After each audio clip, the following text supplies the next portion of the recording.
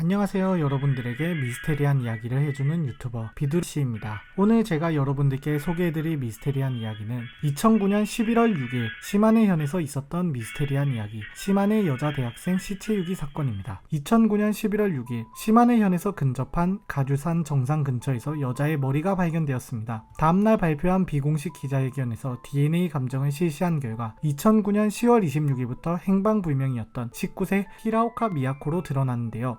피해자인 히라오카 미야코는 시마네 현립대학에 재학 중이던 대학생으로서 해외 유학의 꿈을 품고 대학에 입학하여 학교 기숙사에서 생활한 지 겨우 반년밖에 되지 않은 학생이었기에 더더욱 비극적인 사건으로 알려졌습니다. 사체의 첫 발견은 산에 버섯을 따러 간 남자로 머리가 낙엽 위에 놓여있는 것을 발견하여 경찰에 신고하였다고 하는데요. 목에는 칼로 예리하게 절단된 상흔이 있었고 앞면에는 구타당한 흔적이 발견되었으며 뇌출혈로 사망하였다고 발표가 되었습니다. 경찰은 이 사건을 살인에 의한 사체 손괴 유기 사건으로 보고 사체가 발견된 장소와 피해자가 살았던 하마다시를 중심으로 200명 이상을 동원해 수색을 시작하였습니다. 다음날 7일 산림에서 자대퇴골의 일부를, 8일에는 양 손발이 없는 몸통의 일부를, 9일에는 왼쪽 발목, 19일에는 동물의 배설물에서 사람의 손톱이 발견되었는데 후일 모두 피해자의 시체 일부임이 확인되었습니다. 시체의 상태는 평범한 인간이라면 직시할 수 없을 정도로 참혹한 상태였는데요. 피해자의 시체는 토막났을 뿐만이 아니라 극히 엽기적인 수법이 동행되었습니다. 그 예로 몸통 부분의 가슴은 칼로 도려져 있었으며 복부는 내장이 파여져 있었습니다. 너무나도 잔혹한 상태의 경찰 조사조차 인간 이외의 동물에 먹혀버린 게 아닌가라는 의견이 나올 정도였다고 하는데요. 행방불명된 날짜인 2009년 10월 26일 미야코는 대학 수업에 출석한 뒤 오후 4시 반부터 근처 쇼핑몰에서 아이스크림 가게 아르바이트를 하고 있었습니다. 오후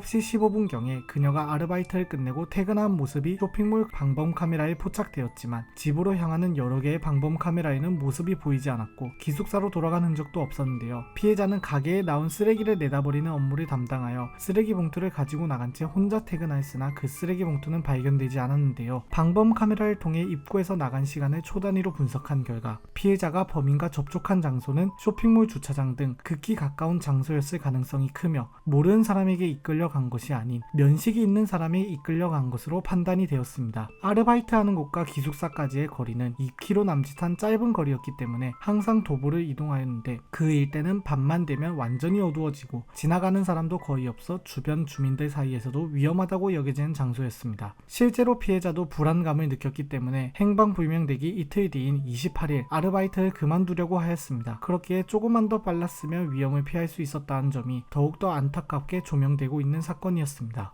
그렇게 7년 후 2016년 12월 17일 경찰은 사건 발생 7년 만에 특정 인물을 용의자로 확정하고 수사 내용 일부를 공개하였습니다. 용의자는 시모노세키시 출신인 야노 요시하루, 성범죄 전과범으로서 제일 유력한 용의자였는데요. 하지만 여기서 충격적인 반전은 야노가 시신 발견 2일 뒤에 고속도로에서 교통사고로 사망하였다는 것입니다. 사건 직후 사망해버린 데다 피해자와는 아무런 접점도 없는 인물이었기에 사건 초기에는 수사 대상에 오르지도 않았으며 수년 동안 사건은 긴 미공의 터널 속에서 좀처럼 헤어나오지 못하고 있었습니다.